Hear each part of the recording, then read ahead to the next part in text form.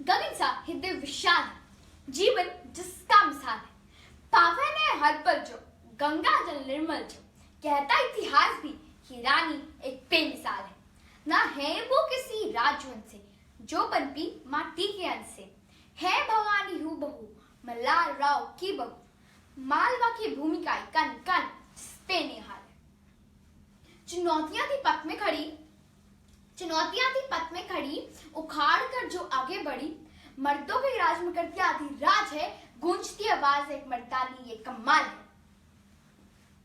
दुखियों की आशा है, न्याय की परिभाषा है, सबके प्रति समता है, दया और ममता है। प्रजा प्रथम है, यही मन में सदा ख्याल है, शिव जी आधार है, गुरुवर मल्हार है। ऐसी सरकार जो अहिल्या है, कहते अवतार है, करते जयकार है, जिसकी 100 बार वो अहिल्या है। सज्जनों की बालिका अहिल्या है, दुर्जनों की घालिका अहिल्या है, शिव की आराधिका अहिल्या है, अनुपम जो शासिका अहिल्या है। जी हाँ, मेरी कविता का शीर्षक महारानी अहिल्याबाई होलकर है। मैंने कविता इसलिए चुनी क्योंकि मैं भी अहिल्याबाई की तरह एक शिव भक्त हूँ।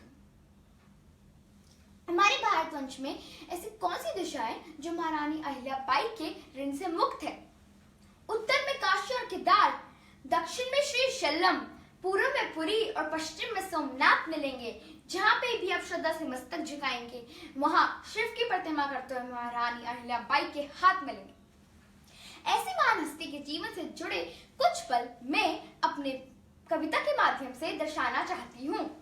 कठिन दौर था देश में जब थे राजघराने अस्त व्यस्त, कठिन दौर था देश में जब थे राजघराने अस्त व्यस्त। वंशों की सांसें टूट रही थी, वंशों की सांसें टूट रही थी, प्रजा पड़ी थी पीड़ाप्रस्त। था एक घराना जहाँ पे रुदन मचा था, जोरों में सारे सजनों को खोकर एक स्वर से सकरा था, शोरों में सारे सजनों को खोकर एक स्वर से सकरा था, शोरों में तब देख दुर्दशा भारत की। जब माता अहिल्याबाई का राज तिलक हुआ था तो भारत की हालत बहुत खराब थी। ऐसे वक्त में उनका राजमाता के रूप में राज तिलक होना और साम्राज्य को संभालना, न केवल साम्राज्य को संभालना बल्कि अच्छे तरीके से चलाना, अपने आप में बेहद साहस भरी बात है। ऐसे दौर में एक रानी उभरी है जब अच्छे अच्छे राज्य प्रस्त हो रहे थे। तो इस भूमिका पे मैं आगे बोलती हूँ।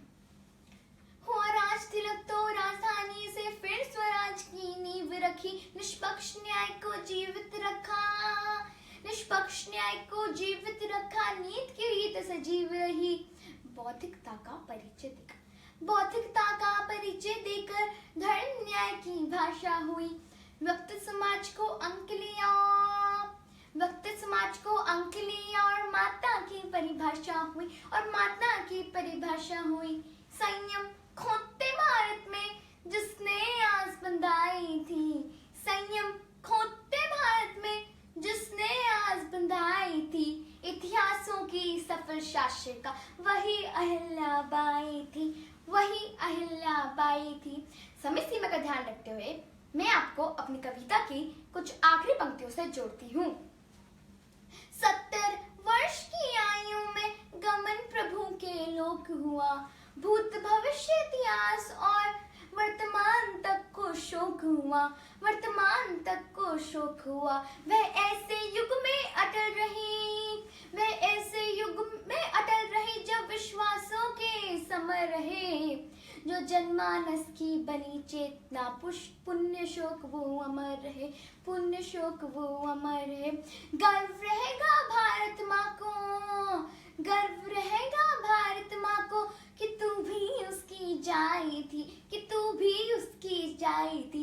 कहीं गई जो देवी जो, वो एकमात्र अहिल्याबाई थी, वो एकमात्र अहिल्याबाई थी, वो एकमात्र अहिल्याबाई थी। बहुत बहुत धन्यवाद, नमस्कार, शुक्रिया।